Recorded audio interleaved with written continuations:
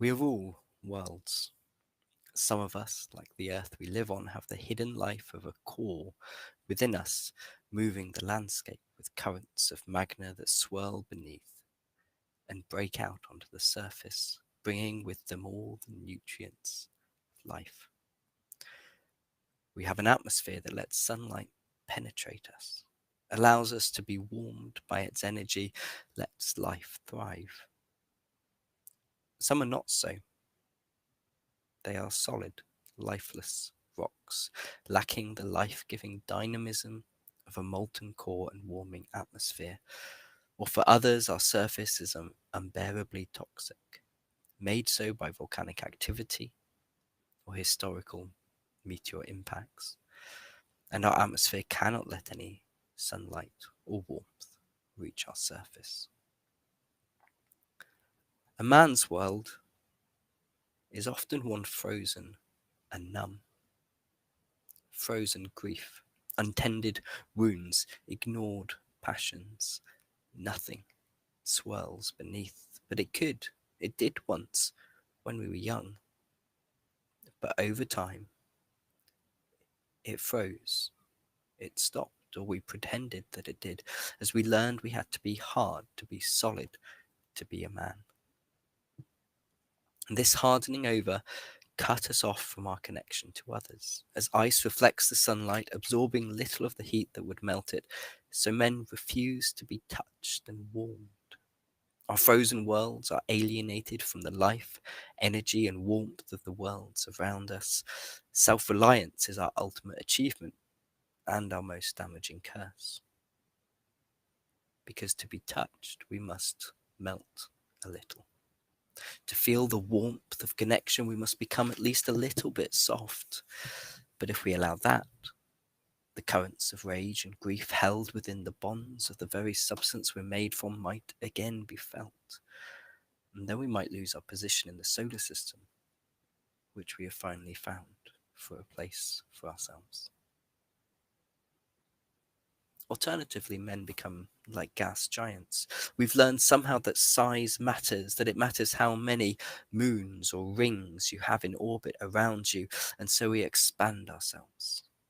But this expanding can pull our very substance apart, and we can feel ourselves fragmenting, becoming littered with huge empty voids. In this state, we fixate on what revolves around us.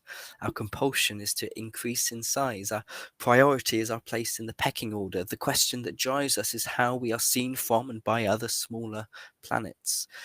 We have fantasies of being the sun, yet when we look within, we see no light can shine. For we are swirling, striving clouds of gas, revolving around a deeply heavy, deeply sad center that never feels adequate. If some force disrupts the inner current of our gas giant, some solar wind or meteor from outside perhaps, such a disruption may cause a collapse. Such a calamitous collapse is found when solar systems are born in nebula. And so we too can be reborn. Our expanding cloud of swirling gas particles can be pulled together again. Yes, we may be smaller. Our moons perhaps are lost. But the empty gaps that were woven into our being begin to close. We feel the swirling currents still and settle. We find a core that has started to burn again, and from these beginnings, we can rebuild our life, connected within. Similarly, if you scrape away at snow and unearth a small piece of earth beneath, that small piece of bare ground will start to absorb the sun's heat and become the center of a thaw. And soon, life is emerging in that melted space as flowers of spring emerge.